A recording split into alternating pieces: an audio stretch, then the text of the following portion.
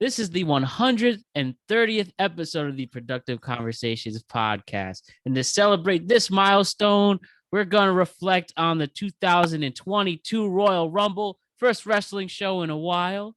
And so we have a lot of catching up to do there. And then we got to talk about this event that was very widely panned, for lack of a better word. So let's discuss what went wrong, what we hope will be changed for the future. And, it's always just fun to talk about wrestling. So let's keep the tradition going. A good friend of the show, Ryan Page, is here to discuss the madness with us. Ryan, what's going on? Not much. Out of all 180, I believe I've been at least 170 of the guests. So that's pretty good. And then we keep bringing you back for a reason. So let's get to it. Because I'm quick to answer my phone. I'm just kidding. Hey, not wrong in that sense, but we keep growing and growing. So, anyways, for the 35th time, there was a Royal Rumble, first one with fans in 2 years, out of the Dome at America Center in St. Louis, Missouri. And despite a huge crowd with almost 44,000 people, they got a dud of a show. And I think everybody agrees it across the spectrum. So before we hit each match, Ryan, what are your initial thoughts on the event as a whole? I mean, it sucks that it's called a dud of a show, given how it started off really good. Mm-hmm. But it ended up obviously not being very good by the end. And I think I told you this. I feel it actually got progressively worse, give or take. There's 2 matches in the middle, which I'm sure we'll discuss when we run down the list of matches that you can kind of interchange between which one you thought was better and why. But for the most part, it got progressively worse, ending at, of course, the worst match, which was the men's Royal Rumble. And it's bad. I mean, it's weird because I rewatched it too, which was, I don't know why I thought that would make it better. It didn't. But in fairness, I didn't. Other than, I shouldn't say that though. We'll get into it. Okay, I can't. Cool. I don't want to give too much away for the end. Facts. We'll leave those thoughts each match by match. So why don't we just get into it right away? And as we discuss, we'll see how it got worse and worse and worse. But as you mentioned, the first match of the night was pretty good. A solid. I'd give it a B plus, A minus.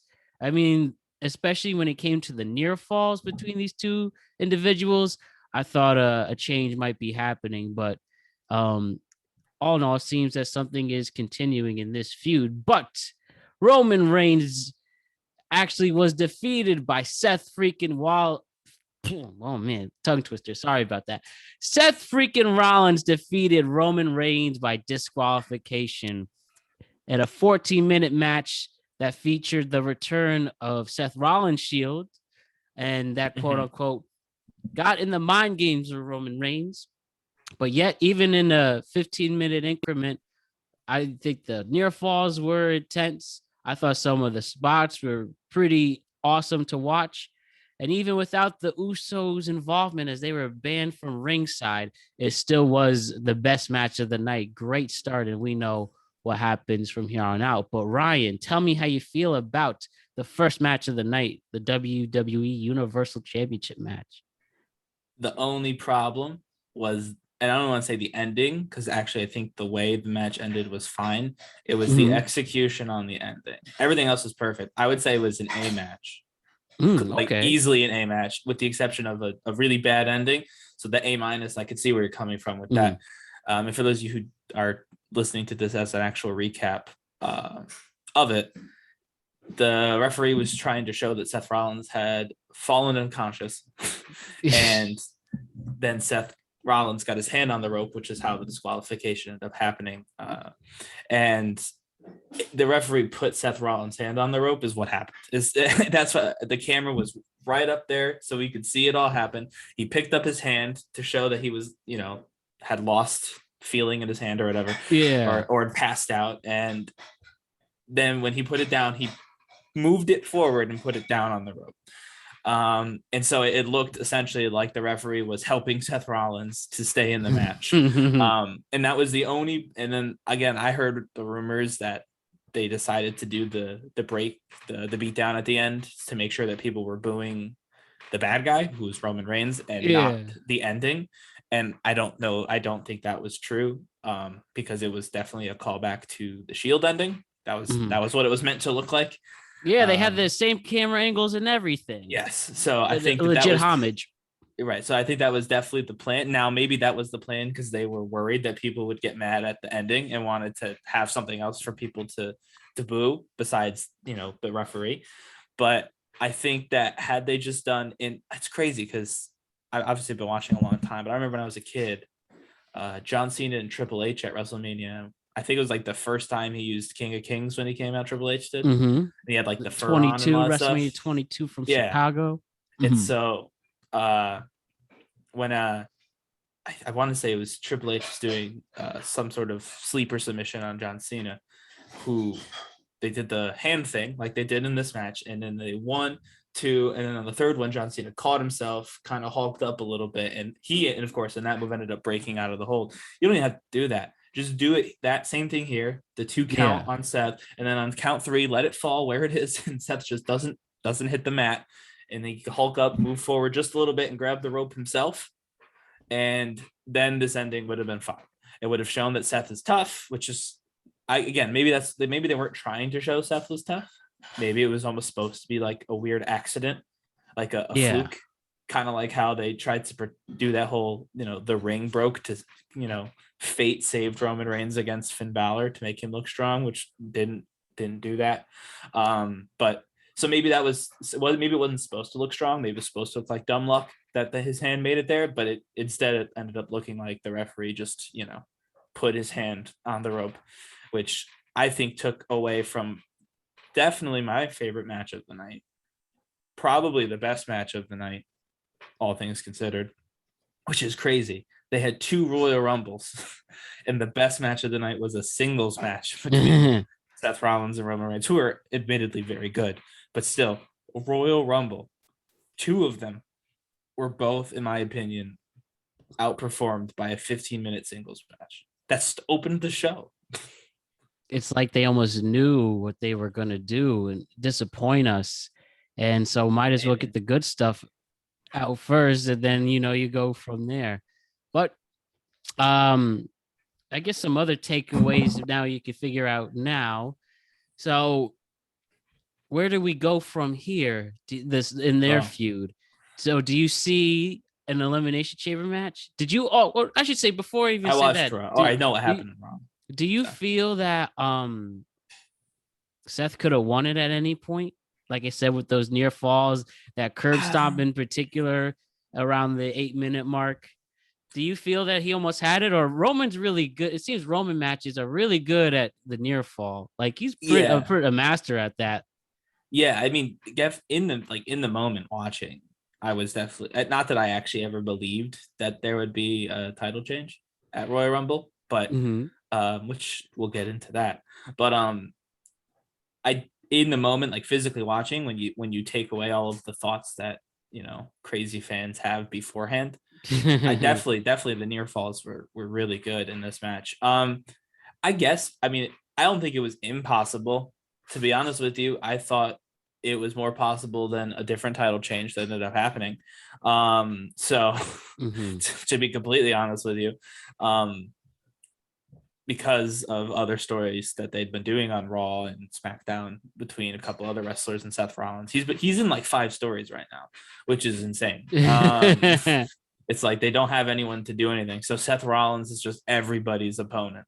Or tag team partner or whatever. Well, yeah, exactly. He's involved in like everyone's story, and they're just trying to put all these stories together. Because Seth can only be in so many segments, it seems like. So good on him. He's on TV quite a bit and doing quite a bit while he's on TV too. But flashy. I thought it was more. I thought, frankly, especially after his in-ring promo with the Joker, which was a little on the nose, by the way. But I thought that was everyone really liked it, and the outfit was fine. But at one point he says, you say I'm a clown, but no one had called him a clown. And I didn't watch every SmackDown. In That's almost fairness, too I haven't. blatant. Right, I haven't watched every SmackDown, so maybe sometime between day one and Royal Rumble, Roman Reigns did call Seth Rollins a clown, in which case I apologize. But the last 2 weeks, nobody referred to him as a clown. And he was just like, you say I'm a clown. I'm like, no one said that. But I get what you're doing because you're dressed like the Joker. But everyone really liked that one. I liked it a little less than everybody else, but I really did like it. And after that, I was like, well, he's kind of in a main event mode right now. I could see him being one of the two, especially since I did believe the rumors about the women's Rumble match, which is next. We'll talk about it. I believe those as soon as they came out. And so I figured it wouldn't be impossible to see, that be the SmackDown headlining match. And therefore the Universal title match wasn't quite as important. And so I could see Seth Rollins being, the world title match on night one, which is or night two, which is main evented by the women or something like that. I did consider it as possibility, more so, like I said, than a title change we did see. But I never really believed it. But the close falls, they were definitely, like I said, they were spot on, especially if you're just watching in the moment without any kind of context from the rest of the show or the rest of the year or last year. If you just watched it for the first time without knowing anything, you absolutely would have assumed more than once that he was about to win. Yeah, all those swinging, definitely another homage to the Dark Knight, particularly. Even though it's ironic because Christian Bale's not a heel Batman. Yeah, again, you have a heel beating, and I guess it's technically weird. Two heels. Yeah, and that was what was weird. I mean, if you can get two heels, we'll use the proper terminology since you're using it. You can get two heels to like have a marquee match like that, then that's a pretty good indication that they're both A, very strong competitors, and B, the characters or the story is very good. And I don't know if this was actually all that good. I think it helped that these two obviously have the history they had. The story wrote itself. There was really not a lot that needed to be done on the story front. But it was weird because, again, leading up until the night of, it did seem like the story was Seth is the evilest of evil. He's getting into Roman Reigns. He's getting into Roman Reigns' head. That's what it seemed like. Roman Reigns had some doubts because Seth Rollins was kind of retroactively, but whatever, was named the leader of the Shield. Again, very retractively, very much to fit the storyline that they told, but whatever. That's what they're going with. And so it was interesting because, again, it looked like Roman was almost going to be the good guy in that fight, which is fine. But I should have known. I guess in fairness, I should have known because I knew what they were going to do at WrestleMania, even though I didn't want them to do it. I didn't know how they're going to get there, and I'm really upset with the way they did it. But I knew that he wasn't going to be the good guy going to WrestleMania. But for some reason, they did get me to believe that, they got me to feel for Roman Reigns. They got me to be like, oh, wow, he's showing real, like, human weakness right now against his former partner. And then the night of, Seth comes out in the full Shield, and I know he was still doing the cackling and the Joaquin Phoenix arm thing because he was very much trying to be the Joker. But I get it, he was still doing all that, but everybody was absolutely massively into it because it was the Shield. Who isn't into the Shield? In a big stadium like that used to have an NFL franchise. Exactly. They're so playing, and they're still in the Super Bowl. I know they're in the Super Bowl this year, right? Matt Stafford, congratulations. But yeah, so he ended up being the face in the entire thing. He's the one who got choked out illegally, and he's the one who got beat up with a chair. So they did an entire story where Roman Reigns was showing some human side, and Seth Rollins was this dastardly villain.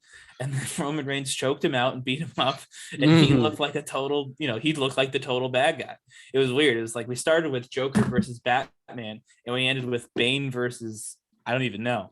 Yeah, I'm trying to think whatever villain... Joseph Gordon-Levitt's character is in that movie. That's what Seth Rollins ended up looking like, a total sidekick, but not even like a really named sidekick.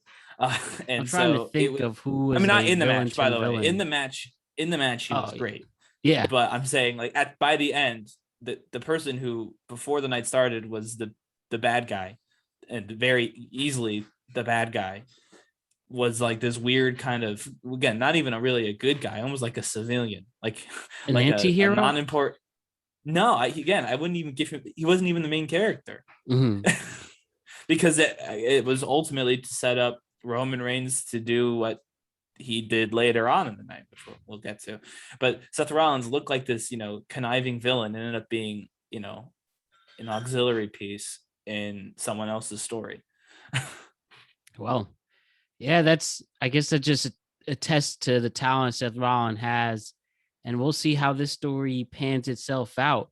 So moving on to the Women's Royal Rumble, a returning Ronda Rousey comes back, entering at number 28, and she last eliminated Charlotte Flair, winning a shot for a women's championship at WrestleMania 38. Ronda Rousey back.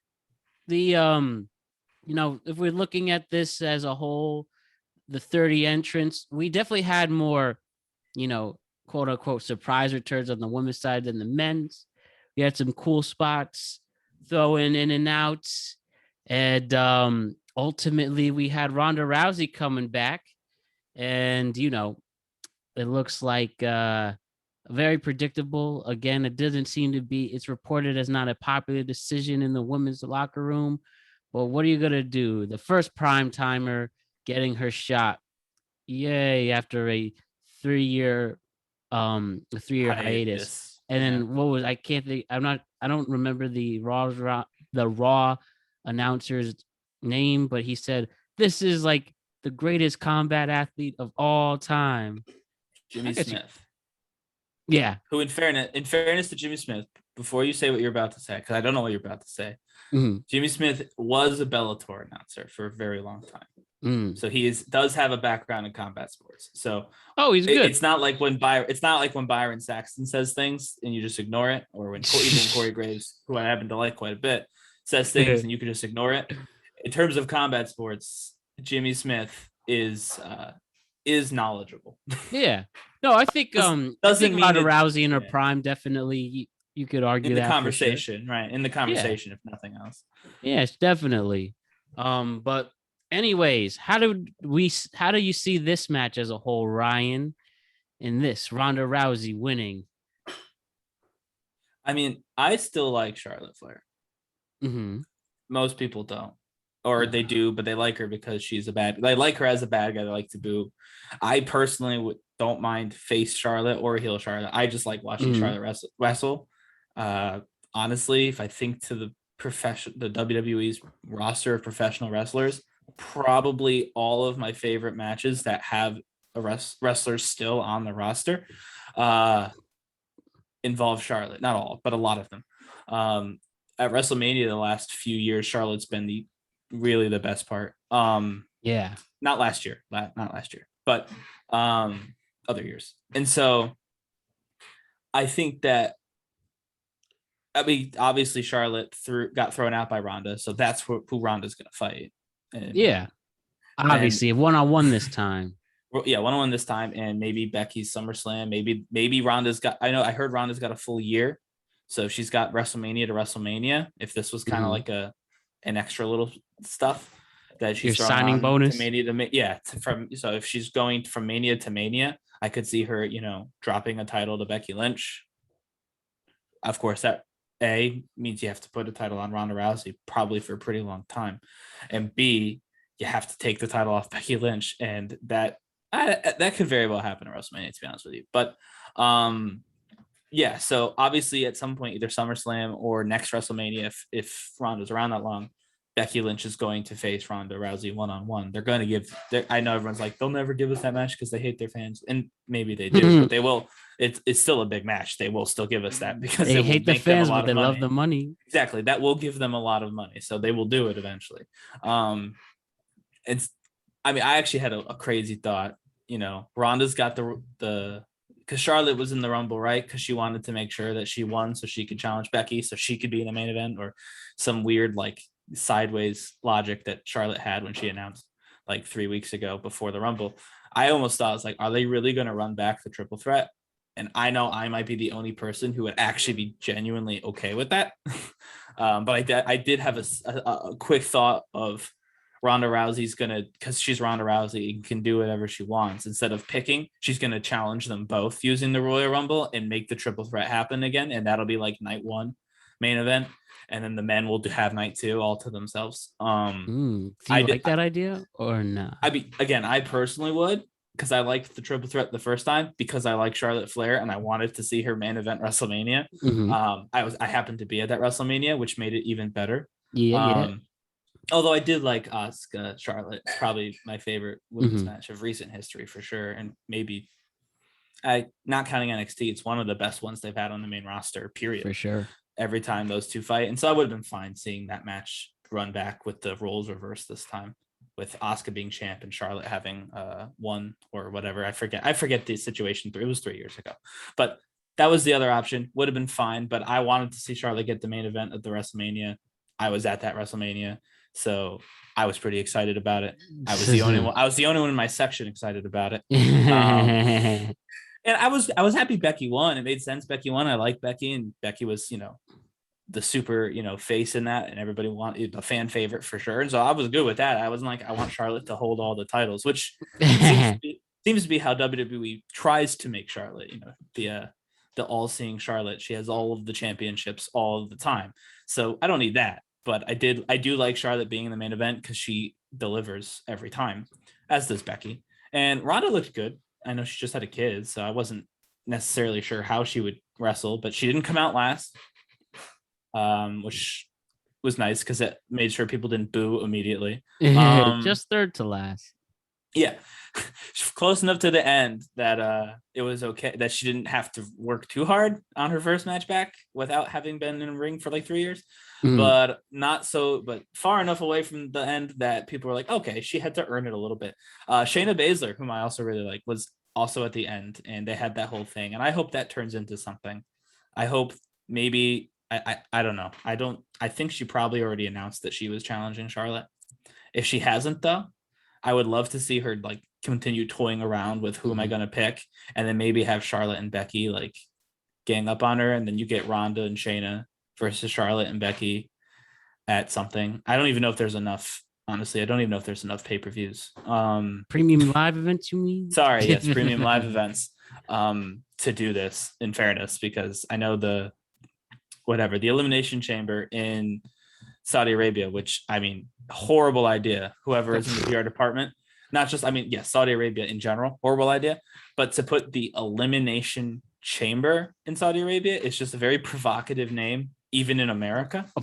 And so to put it in Saudi Arabia wasn't, in my opinion, a good idea. Fastlane works way better. Just do the Fastlane. And even if you have to go out of order, if you have to go Fastlane to WrestleMania, and then you have to go do, the Elimination Chamber in, California or Oklahoma or whatever, that's what I would have done. The eliminate, and I get it. I'm sure the Crown Prince wants to see a chamber match, but I'm just saying, that's how they got Lita to come back.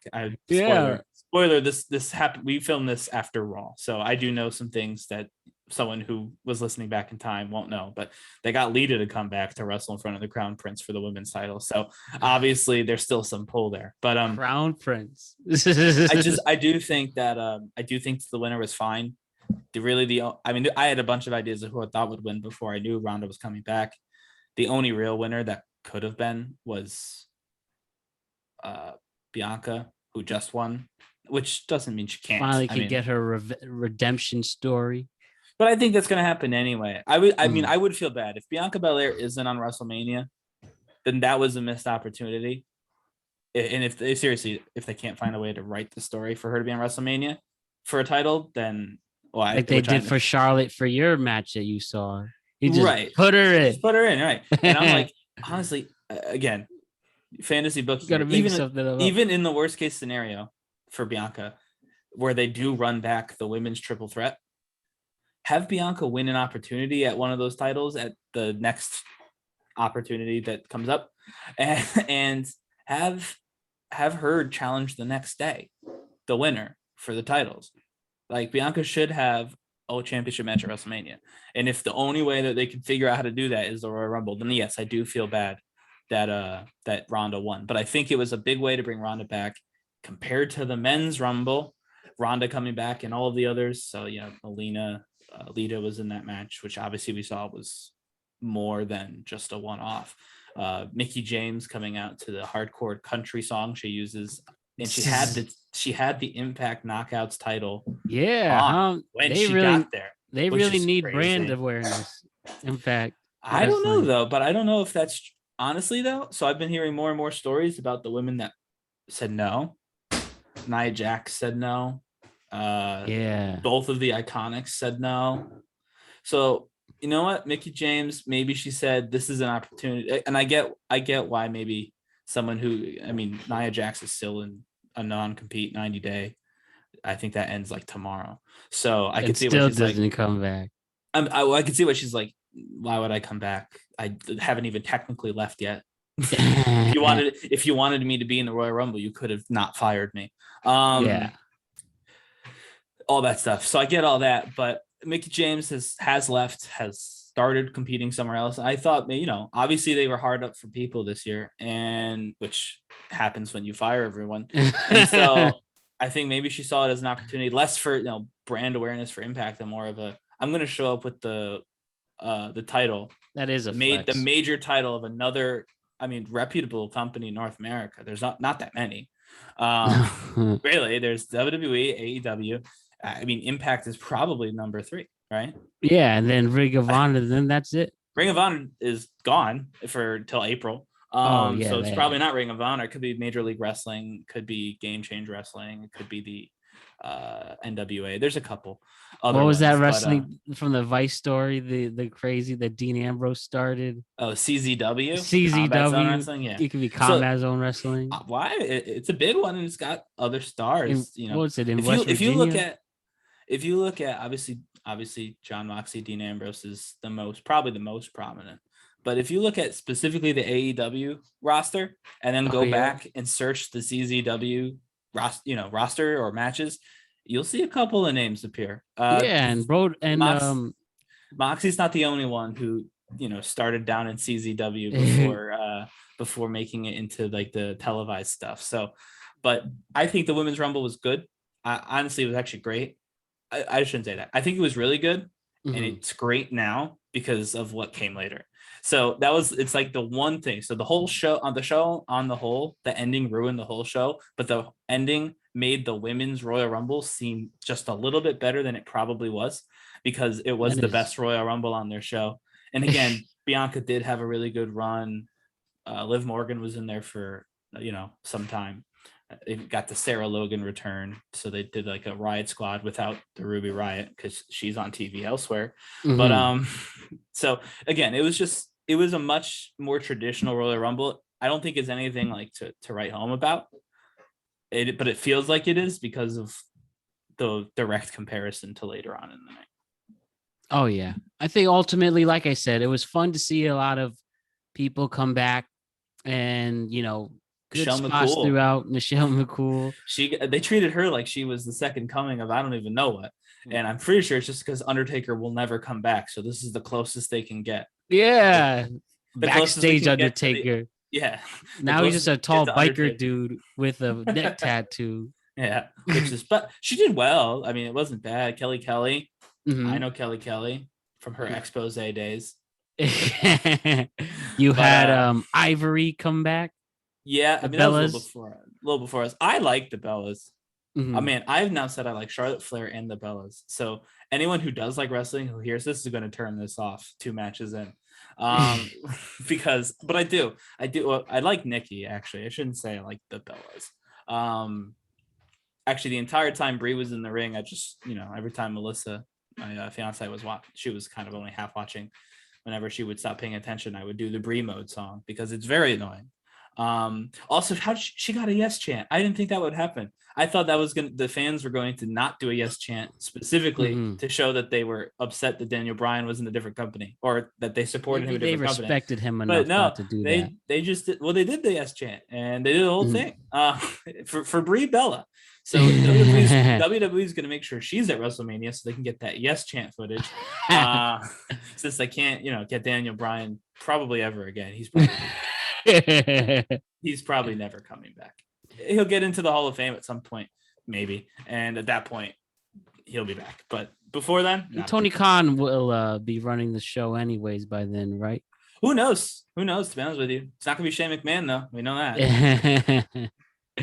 But after that match, we had Becky Lynch beat Doudrop in a 13-minute match by pinfall. Pretty predictable. I mean, it was just her turn, and it was okay. It was just okay. I thought, nothing special, and then just give Becky Lynch something to do. And she has a more exciting match coming up for Elimination Chamber now in going against Lita. But yeah, I mean, did you yes see and anything no. special with that, or I'm gonna say yes just and another no, match? because I think, and I hate saying this because Lita's one of my favorite from when I started watching, but I think it's probably not even an argument. I think it's probably a fact at this point that Doudrop is more than likely a better wrestler right now than Lita is right now. Yeah. Lita has been retired for a long time. But and the Saudi obviously Prince Lita got is her a back. much bigger name. Is a much bigger name. So the match definitely feels bigger because Becky Lynch versus Lita. That's one of those dream matches you think about. But in terms of 2K match, you do. Right, exactly. That's one of the matches you do on the 2K games back when they were good. But here's hoping for 2K 2022 actually. But I have a good feeling it'll work out for them. This is those matches that I was saying. This match and the next one are the ones that I think I've seen the most kind of flip-flop on. Some people like this match better than the next one. I'm not one of those people. But with the way the next match ended and stuff, and a couple of other things, which I'm sure we'll get into, I could see why you'd make that case, because I think this was a really good match. I think what hurt this match, well, a couple things hurt this match as it turns out, but what hurt this match when I watched it, not knowing that the building was on fire, was that the outcome was even less in doubt than the first match. Oh yeah. We were pretty sure that Seth Rollins wasn't going to win that first match. We were even more sure that Doudrop, and the near falls were good too. Like again, very good at the near falls, but there was that kernel of thought that they could give one of the main titles to Seth Rollins, especially if it's Roman Reigns versus Brock Lesnar. They don't need both of them to be champion, right? Only one of them needs to hold the title. And so there was that inkling of maybe they will take the title off of Roman and have him beat Brock Lesnar or something like that. And that made the near falls feel probably a little bit more real than they maybe should have. Whereas, especially because we just saw Ronda Rousey, who has had well-documented history with Becky Lynch, return. And now she has to pick. Granted, Charlotte's there, and she has well-documented history with Charlotte. But you saw Ronda was back. You know they're going to tease who's she going to pick, Becky or Charlotte, because she has history with both because they were in the triple threat. There was just nothing they could have done to make anyone believe that Doudrop was going to win. Also, her name is Doudrop. Why don't they change that back? She has a real name for anyone who's interested. NXT UK, she was Piper Niven or Nevin. I don't know how to pronounce it. And her real name is Kimberly Benson. Okay, maybe don't go with Kimberly Benson, but Piper Nevin would be much better than Doudrop. Or Viper when she was on the indie circuit. Oh, okay. Well, Viper and Piper sound very similar. I wonder if that's how they came with the Piper name. But either way, I just think that there was nothing that anyone could do to convince anybody who was watching that Doudrop was going to be the champion between her name, which I think is honestly part of it. Give the championship to someone named Doudrop. Doudrop, yeah. Between the name, between the they did give it to challenger AFH, at least, almost a superhero. But that's different. Well, she had a name at one point, right? We've never known this. Doudrop has been Doudrop since she debuted on Raw. At least Nikki ASH should be Nikki Ash at the very minimum, because it sounds like a name that way. It's better that way. Yeah. But even with the ASH instead of Ash, it's Nikki Cross. It's not a new person. She put a mask on, but we've watched her for 5 years. So but they tried to make us think Doudrop's a different person. Doudrop is a different person. Technically Eva Marie. But it's just, to me, there was nothing that anyone could do to convince me, or probably anyone, that Becky was going to lose. And then the building caught on fire. So between those two things, between so another all that, pyrotechnic it took issue it gone out for me. wrong. Ronda Rousey's return was so hot it burned down the building. Man, Literally. WWE But, really does. They have some real firework issues sometimes. I mean, when you work with pyrotechnics, yeah, it's possible you get burned, right? So, but yeah, so That's for the me, risk. for my money, just saying, the next match I enjoyed more than this last match, Becky Doudrop. But I think people who say they actually preferred Becky Doudrop, that it was better wrestled, aren't wrong. It just, I never once had any questions about what was going to happen, but I had serious questions about what was going to happen in the next match. And so that had me way more invested. Yes, and why don't we just get into it right away? That next match, Ryan, that gave you so much agita. Bobby Lashley with MVP defeats Brock Lesnar for the WWE Championship on account of Roman Reigns interfering when the ref was sleeping. This also led to Paul Heyman going back to Roman Reigns, and Lesnar is alone now. For 10 minutes, it was another stellar match. Then you have Roman doing his heelish things again after defeating the Joker and then going to his next enemy. Solid Superman punch was good enough to knock down Lesnar, and Lashley is back as the champion. So Ryan, you mentioned he had the title in his hand, right? That Superman punch was with the title. Oh yeah, that, and then he did hit him right in the head too. So I guess headshots are back. Only for Brock Lesnar. Oh, his head can take it. He gets paid enough for health insurance. Seriously, but yeah, Bobby Lashley was right. This will be the shortest reign of your career, even if you get interfered. It's true. But Ryan, you talk about how this match got you really interested. Tell us about why it was so interesting, and then also the impact for the future it led on. Well, I think it will lead on to.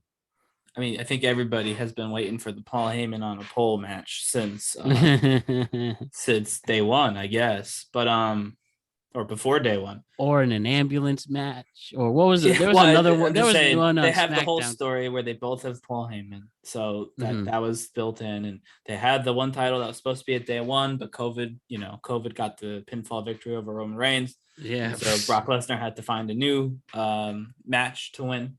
And so, long story short, I was interested to see because, well, if Bobby Lashley won, it pretty much guaranteed a bad ending for the Men's Royal Rumble. But and it did. Yeah, but if Brock Lesnar won, I still, again, didn't think that they were going to go with a different match. I was still pretty confident that they were going to do Roman Reigns versus Brock Lesnar for something at WrestleMania, but it made it less clear what that would be, and it made it less clear who was going to have a main event match at Mania. So I was very interested to see who was going to win this match because of what it meant for the rest of the card and for WrestleMania. The match had a lot of WrestleMania implications about where they saw the story taking place. I feel bad for Bobby Lashley. There was a time, granted it was pre-Brock Lesnar, where he was basically Raw's Roman Reigns. The packaging was slightly different. And he only showed up when he felt like it. I mean, he was on every week, but he didn't fight every week. He fought more than Roman, but like he had the fresh suit, especially when Roman was still really in the head of the table. Now he's doing like the tribal chief thing. He's a little bit more solo, a little less Usos. Usos are in all the matches, but less promos with the Usos. You know what I mean? That sort of thing.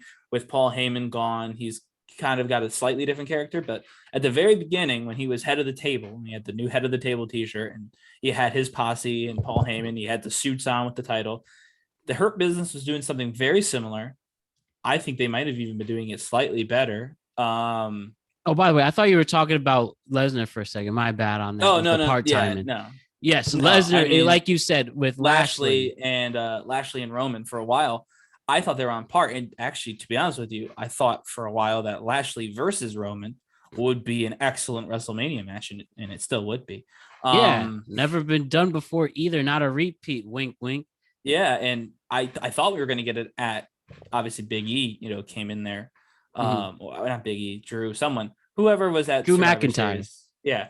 Whoever had the title going into Survivor Series for that brief second, to lose to Roman. I almost thought that would have actually been a better match or to have. Was I know they were both bad guys, but I think the Hurt Business versus the Bloodline and Bobby versus Roman, I think that's a huge match. And so I was very curious again to see what this match meant for Mania, because I thought maybe he was going to lose and that could still happen. But he didn't.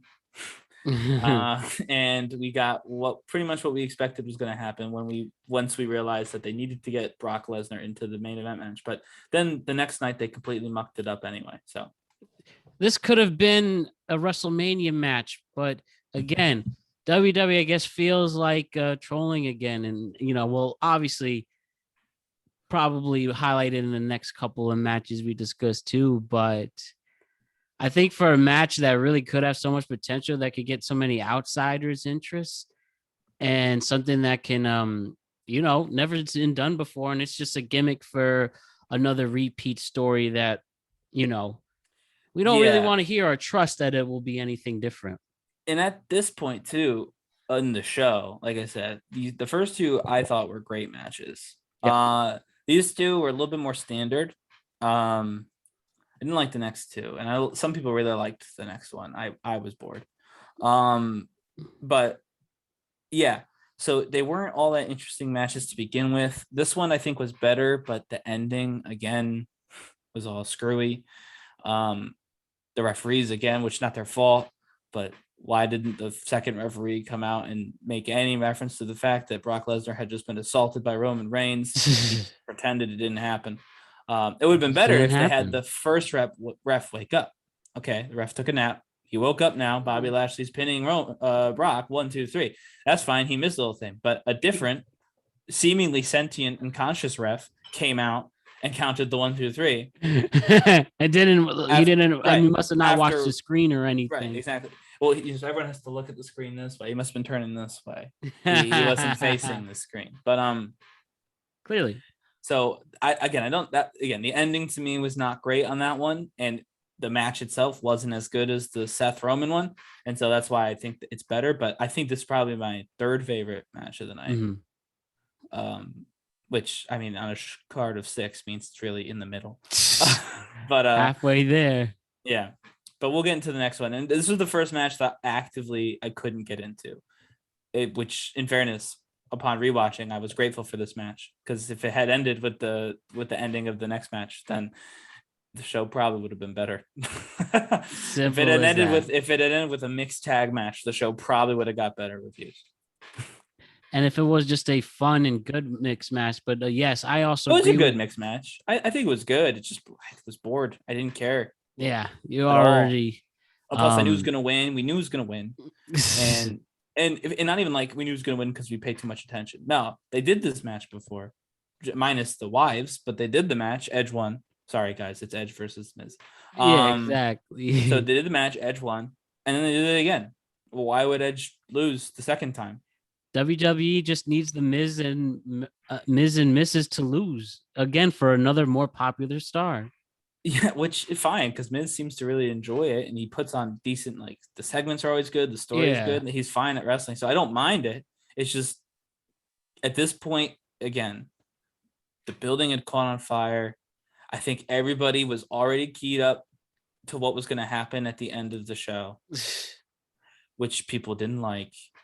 And so some people liked, I shouldn't say that, but people are at this point, the ending of your main event has pretty much been spoiled.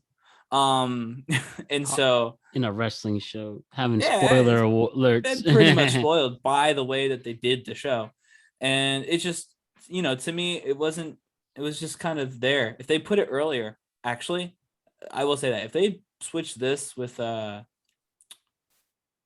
Becky and Doudrop, maybe, I think this match would have been more favorable.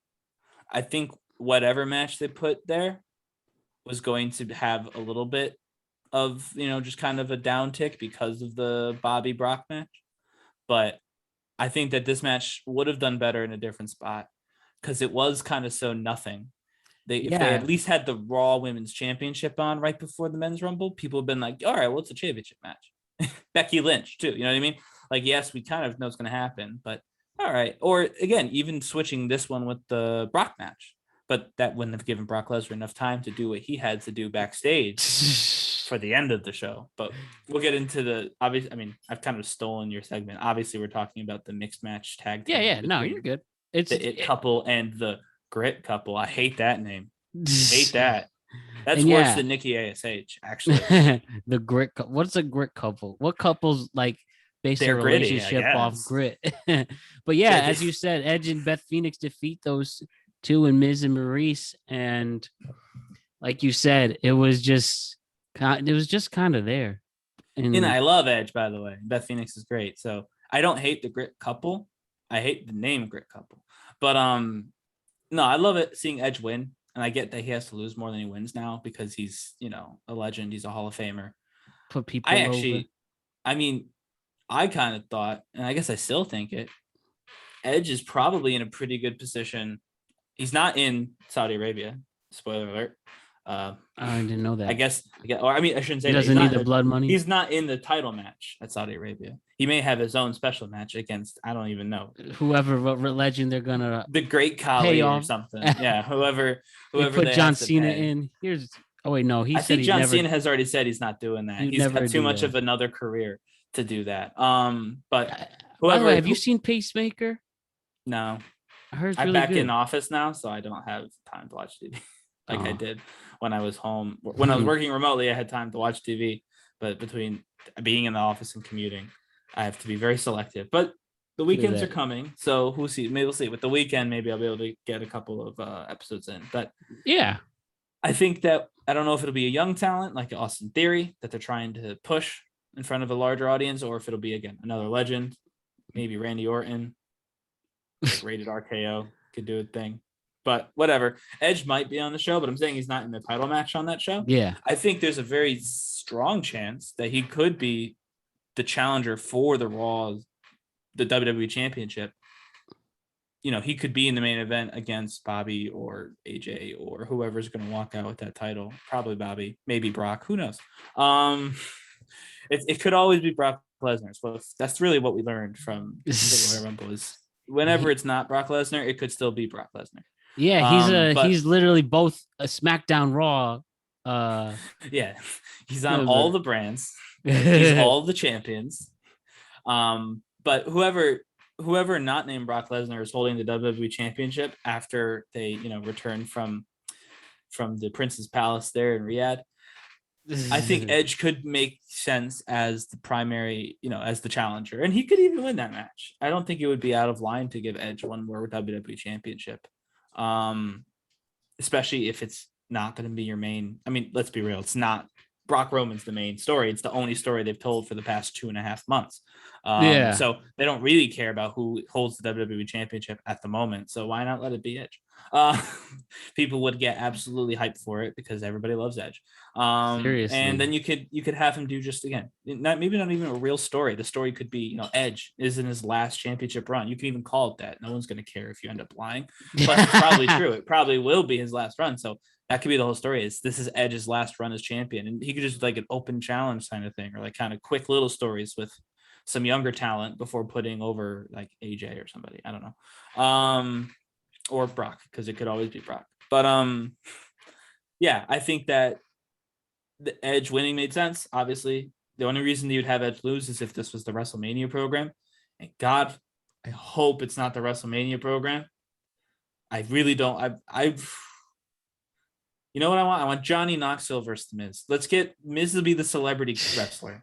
He wrestles all the celebrities, so that way the other people don't have to. He seems totally fine like that. Which, hey, he was really good in his story with Bad Bunny. By the way, I'm not hating on it. One of my favorite matches last year. I'm just saying I don't want to see Edge versus Miz for a third time. And I think hopefully the fact that Edge and Beth Phoenix won, they had the double glam slam too, which is pretty cool. That they finished the match with her move, because usually, in the way wrestling works, I mean, you saw with Miz and Maurice, they were going for the skull crushing finale. Could be because I don't know what Maurice's finisher is. And I'm not sure that they do either, but she didn't win a lot. No, but I think that the fact that they ended it with the glam slam was pretty cool. No Brood entrance though. They just did the regular Edge entrance. They also didn't give her any of the, they didn't play her song at all. Hey, And again, Beth Phoenix is her own Hall of Famer, separate from Edge, as she should be. I remember Beth Phoenix and Santino Marella, which hopefully I'm sure she was hopeful that, hopefully I'm thinking she probably hoped nobody remembered that. But I do. But definitely a Hall of Famer in her own right. And so everybody likes Metal Guinness. So they any chance you can do it. Well, yeah, obviously you got to play Edge theme song, but they should have started with Beth's first, I think. Have her come out, because I did like they did during the firework portion, instead of both doing the Edge with the thing and the fireworks, Beth did her little hand thing that she used to do. I did like that she kept a little bit of it. But yeah, I feel like that she got a little cheated. I think she's a big enough star on her own that she should have got her own entrance, but that's okay. That's nitpick. Definitely didn't impact my enjoyment or not enjoyment of the match. I think that this match was just placed badly, but it was fine. It was okay. It's exactly what everybody thought was going to happen. And I'm glad for it, because it means WrestleMania Edge can do something maybe a little bit more, I won't say interesting, but I'm going to say interesting. A little more interesting. Yeah, edgy. Yeah, something a little bit more, in line with what people were hoping for when he came back. But yeah, definitely checked off in this final run as, all right, I did my match with my wife.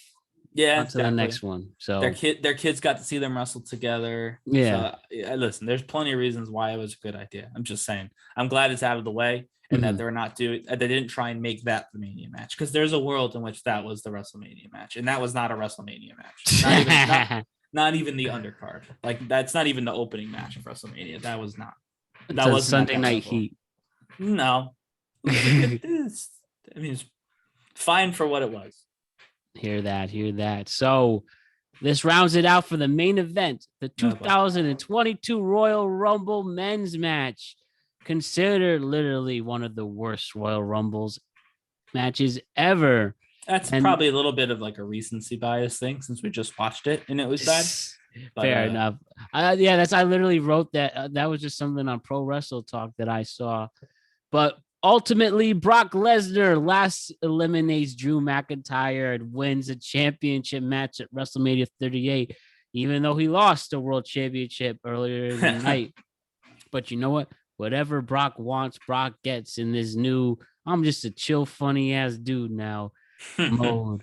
And yeah, now Brock Lesnar alone gets his title shot. He will go against Roman Reigns at WrestleMania 38 at the Cowboy Stadium in Arlington. And where do we go from here? Let's see this as a whole. Lack of returns, for one, with the exception of Drew McIntyre, which was cool. What memorable spots were there? There wasn't a thing. My pick that I told you beforehand, Johnny Knoxville, only lasted 3 minutes, but it was fun to see. Wait, Johnny Knoxville is your pick to win? Oh, yeah. I'm joking. But I wanted him to knock out Sami Zayn, not Sami Zayn knock him out. But you know what? He laid the hands to Sami Zayn, though. When he first got in the match, just start throwing those haymakers. Let's go, Johnny Knoxville. We had some people who had a good shot of winning and probably had some stories, in Kevin Owens and AJ Styles, but they got eliminated. And as soon as Brock lost his title because of Roman Reigns, there was nobody who had a good shot of winning. Yeah, and again, no one had a good about the locker room being upset about that and knowing that. But Bad Bunny, I heard a couple of rumors about who they were considering before Brock. And can you say that? Just say that thought in 1 second. I just want to mention that Bad Bunny looks strong in this match. They protected Bad Bunny. They protected Bad Bunny more than they protected most of their roster. You saw that slam to Riddle? Yeah, what's that move to Riddle? What the hell? You want to know another funny stat? That's why Sami Zayn exists. That's why the Sami Zayns are in the match. He lasted 7 minutes and 41 seconds. Yeah. He eliminated Sheamus. I was okay with that. That's why Sheamus exists, to get tossed out by celebrities. Sheamus is not going to be the world champion at this point. I mean, he was, by the way, like 3 times, but he's not going to be the world champion anymore. He's past that point in his career. But first of all, had a legitimate opportunity. I understand that Bad Bunny's touring schedule precludes him from participating at WrestleMania this year. Oh, His actual job, his actual job is taking precedent in April. But I heard, man. but I don't think he's doing anything right now over the summer. There's absolutely no reason why they couldn't have, if he's interested, and even frankly, even if he's not interested, there's no reason why Damian Priest should have been in catering when Bad Bunny came out. Bad Bunny and Damian Priest, especially this new Damian Priest who has the Damian side, all that stuff, which never came into play, by the way. He was like, don't make Damian angry. And then I guess nobody did in the wrestling match because he never got angry. He just had Bad Bunny to make him happy. Right. I'm saying it would have been perfect. Bad Bunny comes out. They do a little bit of something together, right? Because they were pals.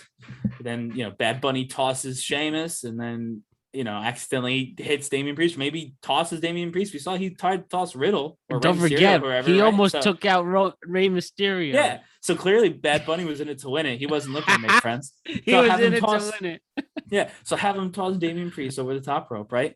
And that's when Damian shows up. Damian comes in, kicks Rey Mysterio, because you have to, kicks someone else, goes absolutely berserk, picks Bad Bunny up, and just chucks him out of the ring. This does two things. One, Bad Bunny gets less time in the Rumble, and he deserved less time. He was very good. 7 minutes and 41 seconds. The Canadian Destroyer was fine, but he didn't need to be in that long.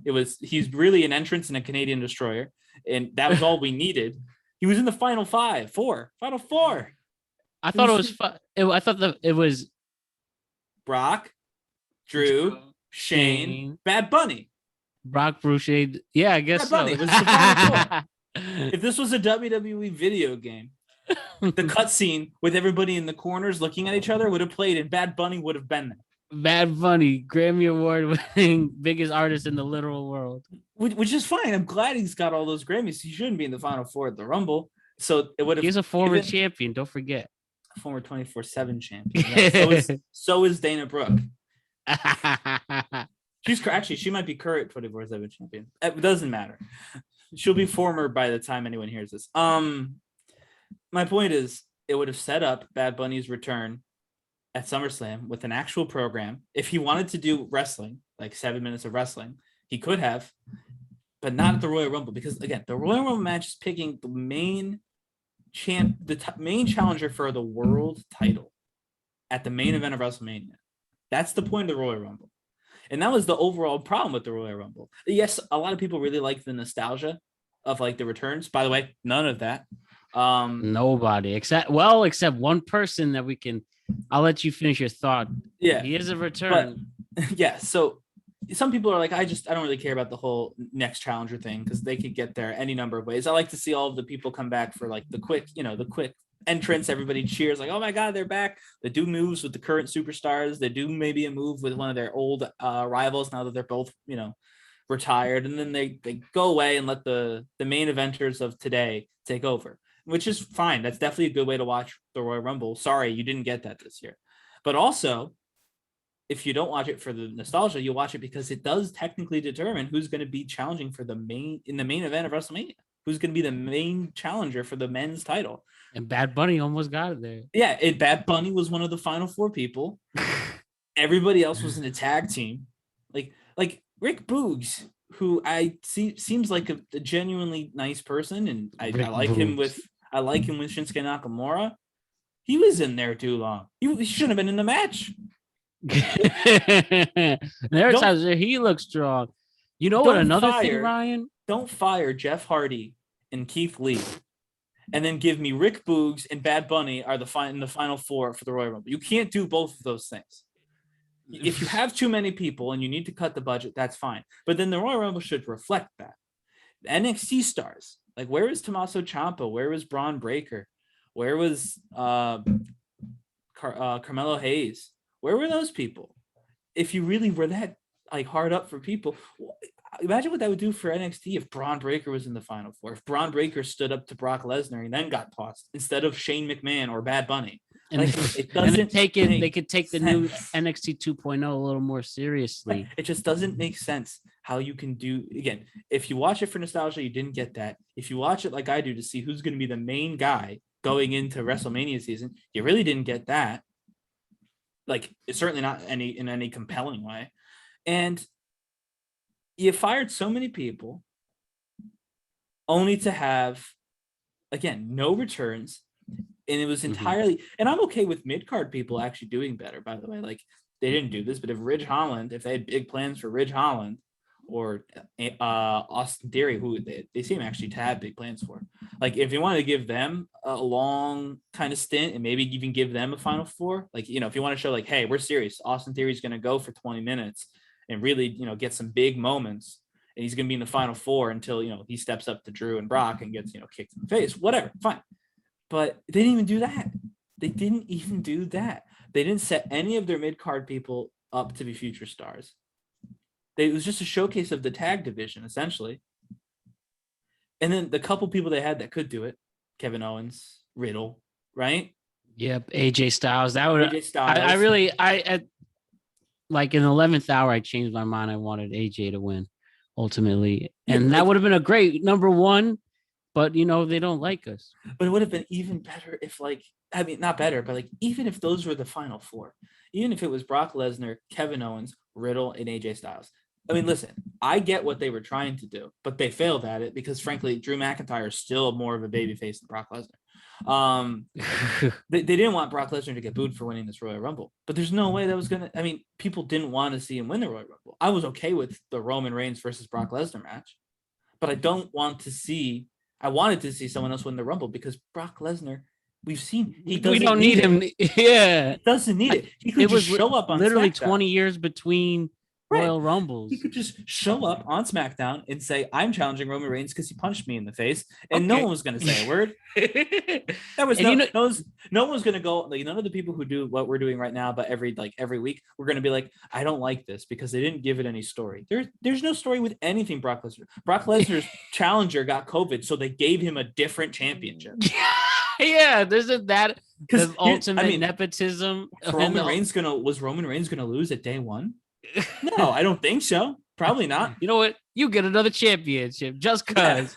Yeah. Like, and you only have it for 3 weeks. Yeah. So they were probably going to do some screwy finish with Paul Heyman. And it was like a no contest, kind of like what they did at Royal Rumble with Seth Rollins. And that's how they were going to get. And then, you know, Brock was going to go away for a little while. Roman would do his thing with Seth, win that match. And then Brock was going to show up and be like, we never finished what we started at day one. But instead, they're like, well, that match can't happen now. So how do we get to Brock Lesnar versus Roman Reigns? Not just say, well, Roman Reigns couldn't fight at day one, so I'm going to fight him at WrestleMania, which would have made too much sense. We'll give him another title. He'll beat four other people, 4 other main eventers at the same time, and that on a different show, and become the new champion.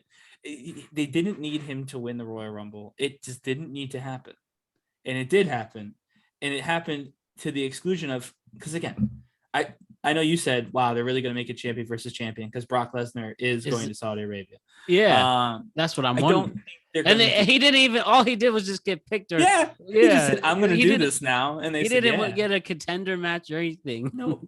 Well, in fairness, half the field didn't get a contender match. True, but they had to pick him out of all the people. Yeah. So I'm like, again, I've learned, this taught us, you can never actually bet against Brock Lesnar. Even if it doesn't make sense, it could still be Brock Lesnar. But I'm assuming he's not going to win that match because it wouldn't make sense. Maybe there's an Uso interference or something. Maybe Paul Heyman gets him disqualified in a disqualification match. I don't know. I don't know what's going to happen. I assume he's not going to win. So he can fight Roman Reigns for the Universal title instead. And then whoever is going to challenge Bobby Lashley at WrestleMania could have absolutely benefited from winning the Royal Rumble to do that. Like, there's just no question. And you could even have made it a bad guy because Bobby Lashley was kind of tilting toward the good side against recent weeks. It could be a bad guy, be like, yeah, I'm not going to fight Roman Reigns and Brock Lesnar. I'm not putting myself into that mess. I'm just going to fight the other one because absolutely not. It's scary over on SmackDown. Look how big they are. And so, but they didn't do that. Like, again, Kevin Owens would have been perfect. Kevin Owens winning the match, showing up on SmackDown in between Brock Lesnar and Roman Reigns. Everyone's like, oh my God. Is he going to intervene? Is he going to make it a triple threat? How's this going to happen? And then he just gets on the mic and says, yeah, I don't want any piece of this coming for you, Bobby. And then leave. Would have been hysterical, would have been totally on character. And it would have been an excellent main event, which is like I said. And then it would have given everybody something they actually wanted to see at Royal Rumble, as opposed to what we got, which was Brock Lesnar winning. in terms of no surprise appearances, I don't know what anything about that. Could they not? I heard that a lot of people said no. I heard Jeff Hardy said no, and now Jeff Hardy might be a slightly different situation. In fairness, I think there might be some health issues that were part of why he left WWE. But like, don't call Jeff Hardy after firing him last month and say, want to come back? Like for a night too? Right. All of these calls that I'm hearing about, all of this information that we're getting now, like on the internet about all these people, men and women who were like just fired, who were asked to compete. Don't fire them. Yeah. If you know you need everybody in January, at the bare minimum, you just keep a group of them till January. Right? Just keep a little group. Notice either. You might even say it like, hey guys, we're going to keep your contract open through January. And then, so prepare yourselves, prepare your families, maybe be nice to them, waive the 90-day no compete, since you basically told them that they're going to, be cannon fodder for Brock Lesnar in the Royal Rumble. But like, and then even if you didn't do any of that, even if you weren't nice and you didn't give everybody that notice, you didn't keep people on specifically for the Rumble, like Jeff Hardy, you have the entirety of NXT, which desperately needs people to take it more seriously. And then you've got the hanger-ons from NXT Black and Gold. I think that's what the Wrestle Talk people are calling it, the old era. You have Pete Dunne, you have Tommaso Ciampa, LA Knight, kind of like no Finn. Yeah, well, yeah, I'm gonna get into that. No, it doesn't make any sense that Finn Balor wasn't in the match, but Bad Bunny was in the Final Four. Doesn't make any sense. You know who also was done dirty? Was the hometown wrestler Randy Orton. He was only in for 2 minutes and 30 seconds. Which actually goes to what I was gonna say. This could still happen, by the way. Yeah. So are you about to say who you heard was possibly going to win it? So I heard that for a very long time, Riddle was expected to win the Royal Rumble. Oh, that would have been hype. And then it was changed to Randy Orton. Oh, okay. And then Brock Lesnar. Now, I think everybody at this point, they're no longer tag team champions. They started that whole thing right before SummerSlam. So it's been 6 or 7, however many months. So I can see, like, obviously the writing's on the wall. They're going to break up soon. Although I think everybody really likes RK Bro, but the problem with RK Bro is it takes two people who should genuinely be competing for the world title and making them, do decathlons with Chad Gable. So like, that's the problem. Profits.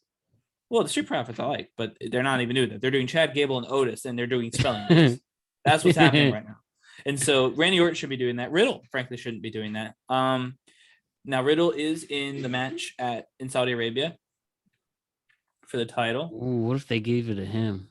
So it might be interesting if, he gets the title, they do like an RK Bro celebration, and then Randy turns on him, and then Riddle versus Orton is for the WWE title, because they have to get a WWE championship match. So if they were looking to do Riddle versus Randy, that would kind of align with A, what's possible now, and B, with the idea that Riddle was going to win. Obviously, in that scenario, Randy would have ended up winning the title at, sometime.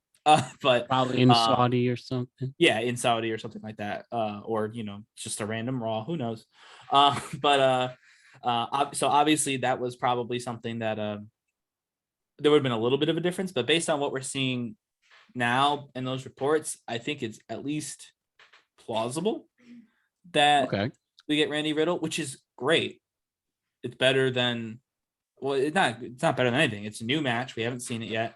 And there's a story that's been 7 months in the making, which is even better. But like, why not just or even if you were going to have Riddle win the title in Saudi, then just have Randy win the Rumble. It's his hometown. They went absolutely bananas when he came out. Yeah, and he lasted 2 minutes and 30 seconds. Right. Bad Bunny lasted longer. And then up until Saudi, you have Riddle be like, bro, Randy's going to be such a good world champion at WrestleMania, bro. And then he bros his way into being. Thank you. He bros his way into being the WWE champion. At Saudi Arabia. I won it, yo. Yo. Comes out on a little scooter, super hyped because Randy's got the whatever. Randy's got the Rumble and he's got the title. He's like, and then Randy's going to beat Roman Reigns and we're both going to be champion bros. And then RKO, just RKO Riddle to oblivion, and it sets up the match perfectly. And RKO bro, we're championship bros. Yeah, exactly. It would have given you that moment. It would have been so much better than what we got, which was Brock Lesnar getting a match he could have just simply asked for. And what makes it even weirder is Brock Lesnar is still in the Saudi match. Yeah. If you were like, we need to take the title off of Brock so he can challenge Roman, do it in Saudi. He could have literally lost it in Saudi, like you said. It could be the exact same lineup that we have right now. Not a single person would change. It's just the difference would be the person wearing a metal strap would be different. And then have Riddle win that match. And then you have the same thing. Now Roman, is expecting Randy Orton, but Randy Orton, RKO'd his bro. And so that match is happening. So, Roman's like, I don't know who's going to fight me because Randy Orton was chicken. And that's when Brock Lesnar comes out. He's like, we'd have unfinished business from day one. You could do everything else. You didn't need Brock Lesnar to win. And it took the sales out of everything that happened before it. And honestly, it showed how weak their roster is too. It exposed their brand. There's not a lot of people on this brand. Again, Rick Boogs was a featured performer in this match. Rich Holland was in the beginning, but he was kind of a featured performer in this match. Like he lasted 19 minutes. Who, Boogs? Holland. Yeah. Baron Corbin and his Madcap Moss. Dolph Ziggler got 21 minutes. Yeah. And in fairness, at least Dolph Ziggler's a former world champion. So you could even make a little tiny story about that on commentary. Like, Dolph Ziggler, 2-time world champion or former world, I think he's been twice, doesn't matter. Former world champion Dolph Ziggler is having, the run of his career, looking for that career resurgence one more time, one more WrestleMania moment. Like you can make that a story, like, trying to recapture the main events, the main event glory from when he debuted. And then you put him at the end after telling a story for 21 minutes instead of Bad Bunny. And suddenly it's like, oh my God, is Dolph Ziggler going to win this match? Now, obviously everybody knew that because Brock wasn't going to happen because Brock Lesnar came out. And that was the end of the match, essentially. Number 30 came out and that was the end of the match. But had that not happened, you could tell a bunch of stories, even with a Dolph Ziggler. So it's not even like being in a tag team is bad. Nakamura isn't technically in a tag team, and he would have been great as the Iron Man. Yeah, and I thought they would. AJ was, I thought it was. I thought they. And could it you was imagine? Obviously what they were going for with the and they've told two. this story. They've told this story before, both at the Rumble and then oftentimes they tell the story at the Elimination Chamber. The 1 and 2 go the distance together. Yeah, that's could what you imagine imagine last year with Nakamura and Edge? Yeah. So could you imagine Nakamura? Well, Edge came out 1, but Orton was 2 last year. Yeah, I didn't realize that. But could you imagine Nakamura and Edge and AJ going together? Now, granted, I didn't realize they had just done the story, so that might explain why they didn't do it. But like, that would have been crazy because people wanted that match to be so much better than it was at Mania. Yeah, so with that stupid ending too and heel turn. Right. So but you could have played with that. I mean, Nakamura is the face now. Granted, he was the face then too, but and then turned heel. But AJ could absolutely go for the low blow and toss Nakamura over the top rope. WWE really likes to troll with that rivalry in particular. Remember that one match that ended with the both of them kicking each other in the dick? Yes, yes. These two legends like that, like yes, really they did it to death. So you couldn't actually do that. I take that. I rescind my previous booking statement. But the two of them together would have been absolutely pardon the pun here, but phenomenal. Going through the whole thing, and you have a legit star again, and Nakamura already wants one, and right. So even give AJ his. If you give it to AJ, yeah, like it still makes Nakamura look like $1 gazillion. Pat McAfee would get to lose his ever-loving mind, and everybody loves it when he does that. You know what I mean? I mean, when Nakamura came out, Pat McAfee he dances on the tape. Yeah, jumped right on that. Yeah, even though he didn't have Broog to play guitar for him. Yeah, and so could you imagine Nakamura AJ? It's Raw versus SmackDown. Pat McAfee is calling it with more passion than he's called anything ever. Like it would have been just a completely different ending, a completely different match, and you still would have gotten Brock versus Roman. Can't say that enough. And you would have justified AJ Styles with almost like, see, we forced you to do this tag team for a year. Well, I mean, AJ's an employee. They don't have to justify it, but it would have been nice. Yeah, exactly. If he got something. Almost. I feel very bad for Almost. He didn't impress at all. He was meant to, you could tell, but the way that they booked it, like the way that everything was, Almost coming out was supposed to be impressive to the crowd. And the crowd was supposed to get behind the Almost storyline. And in fairness, he's one of the few people who did have a storyline going into it. But it was nothing. There was and everybody got him out. Yeah, there was nothing there for Almost. Nobody was interested. And again, if everyone's gonna say it was because there's no nostalgia, and that's true, there wasn't. But you shouldn't need nostalgia. You should have the ability that if every single person says no to you, you still have 8 credible winners. I mean, think about when we were kids. The SmackDown 6. They just made every SmackDown great. Any one of them could have a main event match. Yeah, and now you just where is that? And I'm not even saying on SmackDown. I'm not even saying you have to have one on SmackDown, one on Raw. I'm just saying 6 people across the entire company that would have made sense to win the Royal Rumble. That we believed win the Royal Rumble. The problem is they think that there is 6, and they're including Brock Lesnar. But you can't. And this is something they did it in the women's. And I didn't like it that they did it in the women's, but I was a little bit friendlier because of my before mentioned love of Charlotte Flair. It makes absolutely no sense for the world champion to be in the Royal Rumble. And I know that Brock had lost the title, but come on. He was a WWE champion. He had just been screwed out of it. It makes no sense. Brock Lesnar, Roman Reigns, Charlotte, and Becky.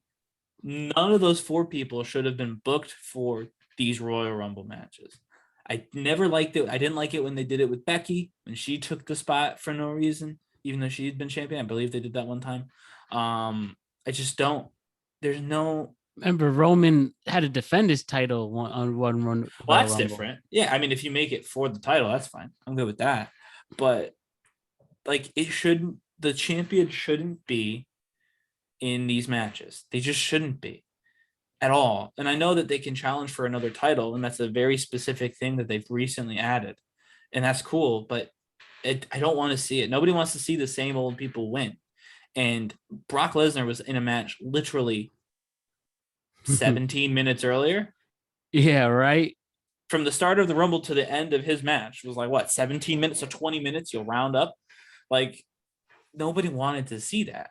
And even if people were, because I know people who are okay with it, because obviously Brock's a big star and they got their 2 MMA people winning on the same night. They got that thing, the picture they wanted for ESPN. But, so they could get the ESPN post. Right, exactly. But like, you didn't need to do it. And most fans would have even the fans who were okay with it. I'm obviously not okay with it. I disliked it actively. Some fans were okay with it. They were just disappointed there was no guest stars, that there was no cool moments besides.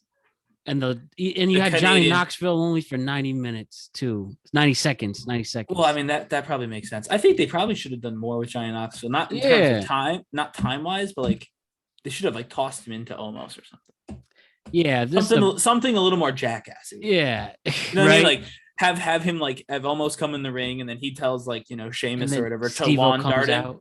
Well, no, we don't need the rest of them, but have him tell one of the bigger guys in the ring like to pick me up, toss me at him, like make it Johnny Knoxville's plan, like because he's the crazy stunt man, and so they do it. They toss Johnny Knoxville almost catches him and just throws him over his shoulders, and he lands on Wee Man or something. Like he said on Howard he's not doing stunts anymore. He's getting too much head injuries, and look how white he turned, even his hair. So give him that one last bump, as he goes off in the sunset. And again, it'd still be safe. You could have wrestlers and officials on the outside.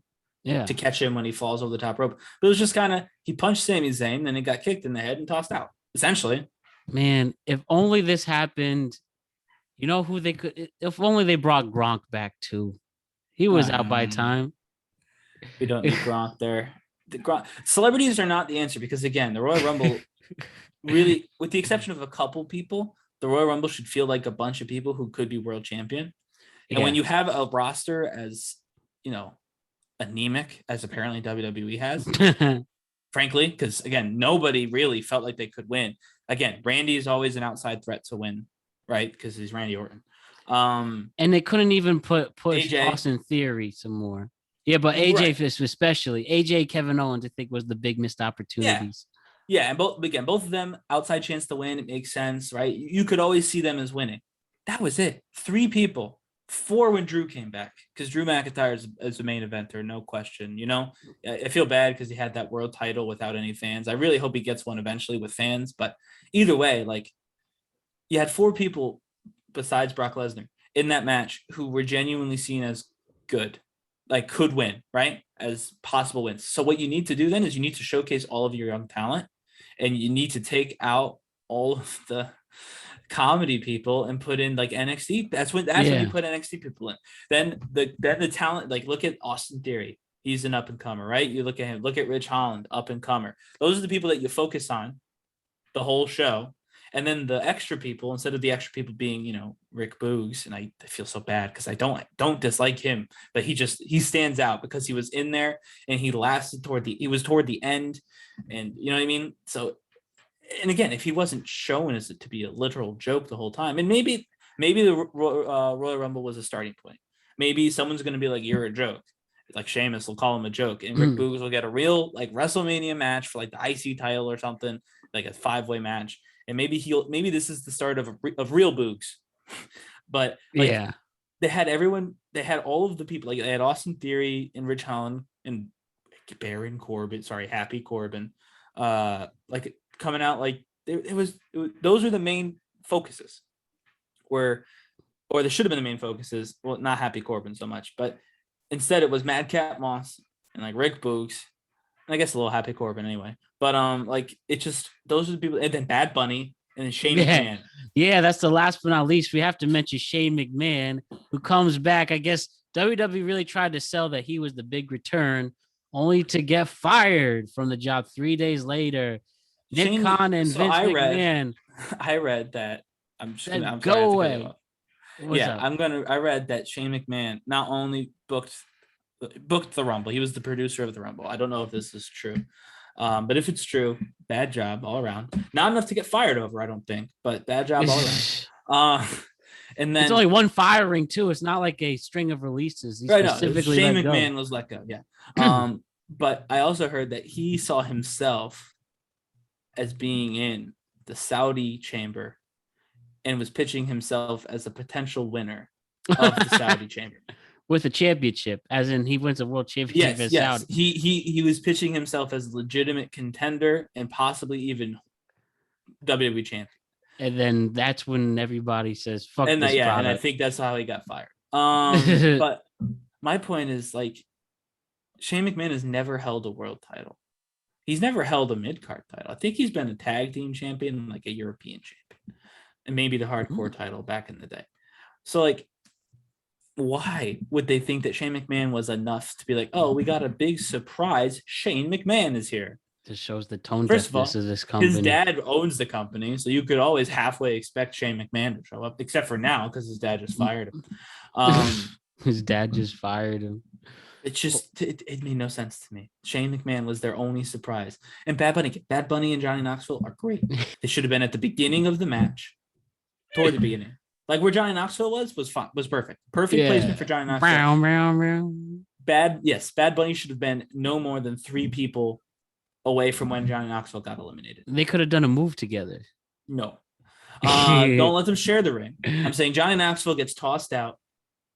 Someone comes out. The next person after that should have been Bad Bunny. If only Johnny Knoxville won the title, and that'd be the Jackass Forever promotion. WWE champion Johnny Knoxville, and this is Jackass. It'd be something. Why do they give him the 24/7 championship? They still might. Who knows? With Gronk and Bad Bunny's former winners. Hey, you know what? Bad Bunny brought that thing to SNL. He performed with that championship. So he really is a genuine fan, man. So if you think, but I bet you Johnny Knoxville would do that. He'd go on the nightly shows with that title. Yeah, you see him on Jimmy Kimmel with the title. He would absolutely do that. Some celebrities wouldn't, and that's why he wouldn't give them the title or give it to them for a long time. But there's because no one takes him seriously. He's Johnny Knoxville. He's literally Jackass. He's the series that he created and stars in is called Jackass. Did you know that's not his real name? I didn't, but I mean, I could have guessed. Johnny Knoxville is the stage name. I could have guessed. His real name is Philip Clapp. Oh. So Johnny Knoxville has a better ring to it. Definitely does. But I don't know. That's all I have to say about the Rumble. It was overall not great. People got fired over it, apparently. And ultimately, I think we're going to end up seeing bold predictions. Obviously, we're going to see Brock Roman. We're going to see Ronda Charlotte, which, by the way, meant Charlotte didn't need to be in a match. Now, okay, it sounds like they had no women, so that's why they put her in. But that spot at the end could have gone to anyone else. And I love Charlotte. I'm not saying this as a hater. I'm saying this as a fact. Right. And then we're going to probably end up seeing, I'm just going to say it because it makes the most sense. Bobby Lashley has no story right now. Big E is the only story that Bobby has. That'd be cool. So if Bobby keeps the title, it's Big E. Or they're going to give it to Orton/Riddle and do that. Do the breakup of RK Bro. That's it. That's all it can be. And that's fine. You only need one story for WrestleMania, but they should have started whatever that other story is. That should have been, because we all knew about Brock Roman. That wasn't a surprise to anybody. They treated it like a surprise, but it wasn't a surprise. And if it was a surprise, if you're a fan who's like, I had no idea. You knew by the end of the Brock match, I have to hope. Yeah, keep your innocence. When Roman Reigns cost Brock the match, when they booked that, that had to have been, you know what I mean? So I don't know. It's just crazy to me that they had all these people, like you said, and they're going to do another story. It'd be one thing if they weren't doing that, if they were going to go champion versus champion sort of thing. Well, then that's a silly move, but whatever, I get it. But they're clearly not. They're clearly going to tell a second story besides Brock Roman, but they just don't care about what that story is right now. And it shows, because they could have built it at the Rumble. They could have built other contenders at the Rumble if they weren't sure about what that story was going to be. You know what I mean? Austin Theory, I've said his name. Big E was in for about a cup of coffee. Like all these people that if you're really unsure who's going to be in the Raw side, or maybe it's going to be a multi-man on the Raw side, like a ladder match or something big like that. Okay. You could have done that in the Rumble. You didn't need the Rumble to be about Bad Bunny, Shane McMahon, and Brock Lesnar. And that's what it was about. Those are the only things people remember. And then, of course, Johnny Knoxville. Johnny Knoxville's entrance, Bad Bunny's Canadian Destroyer, and the fact that he was in the Final Four, Shane McMahon being the only legend return, and Brock Lesnar winning. Those are the five. Those are the 5 moments everyone's going to remember from this Rumble, and they suck. Collectively, they are horrible. Wait until Adam Blampied one day says WrestleMania Royal Rumble 2022. It sucked in his British accent and stuff. He's already said it, I think. Seriously, but yeah, Ryan, we got about 7 weeks to go to see how all these stories pan out. 7 weeks till WrestleMania, so we'll see how much they should be listening to you and how you will save WWE after hearing this. But either way, it's going to be at least intriguing one way or the other. And when we check in at the WrestleMania stuff, we will complain about it then. But great job as always, Ryan. Thank you so much for coming on to break down this very anticlimactic Royal Rumble. But hopefully you can only go up from here at this point, right? Yep. Got to go watch that Danhausen. And Peacemaker. All right, Ryan. Stay safe out there, and we appreciate the time. Thanks, Matt. All right. Ryan Page, everybody. See you.